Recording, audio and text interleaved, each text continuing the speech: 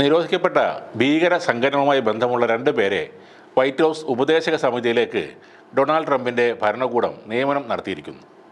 പാകിസ്ഥാനിലെ ലഷ്കർ എ തോയ്ബയുടെ പരിശീലന ക്യാമ്പിൽ പങ്കെടുക്കുകയും കാശ്മീരിൽ നടന്ന ഭീകരവാദ പ്രവർത്തനങ്ങളിൽ ഏർപ്പെട്ടതായും ആരോപിക്കപ്പെടുന്ന ഇസ്മയിൽ റോയറാണ് അതിൽ ഒരാൾ.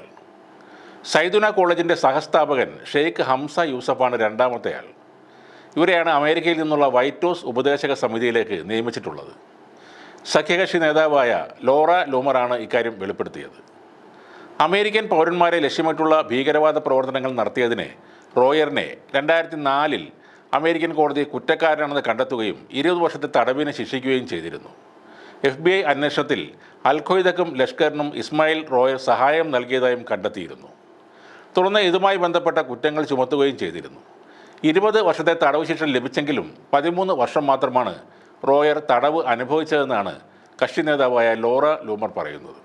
റെൻഡൽ റോയർ 2000-ലാണ് ഇസ്ലാം മതം സ്വീകരിച്ചുകൊണ്ട് ഇസ്മായിൽ റോയർ എന്ന പേര് സ്വീകരിക്കുന്നത്. അന്ന് ഒപ്പം അറസ്റ്റിലായ മസൂദ് ഖാൻ, യോങ് കി കോൻ, മുഹമ്മദ് ആയിഖ്, ഖ്വാജ അഹമ്മദ് ഹസൻ എന്നിവർക്ക് പാകിസ്ഥാനിലെ ലഷ്കർ എ തോയ്ബ പരിശീലന ക്യാമ്പിൽ എത്താൻ സഹായം ചെയ്തിരുന്നതായി റോയർ അന്ന് കുറ്റസമ്മതം നടത്തുകയും ചെയ്തിരുന്നു. സെമി ഓട്ടോമാറ്റിക് പിസ്റ്റളുകൾ ഉൾപ്പെടെ വിവിധ ആയുധങ്ങൾ ഉപയോഗിക്കാൻ പരിശീലനം ലഭിച്ച ആളുകൂടിയാണ് റോയർ. കൂട്ടുപ്രതിയായ ഇബ്രാഹിം അഹമ്മദ് അൽ ഹംദിയെയും ഇയാൾ ലഷ്കർ എ ക്യാമ്പിൽ എത്തിച്ചിരുന്നു. ഇന്ത്യക്കെതിരെ സൈനിക നടപടികൾ നടത്താനുള്ള ഗൂഢാലോചനയുടെ ഭാഗമായി റോക്കറ്റ് പ്രൊപ്പൽഡ് ഗ്രനേഡ് ഉപയോഗിക്കുന്നതിൽ അൽ ഹംദിക്ക് പരിശീലനം ലഭിച്ചത് അവിടെ നിന്നാണെന്നും റോയർ അന്ന് പറഞ്ഞിരുന്നു.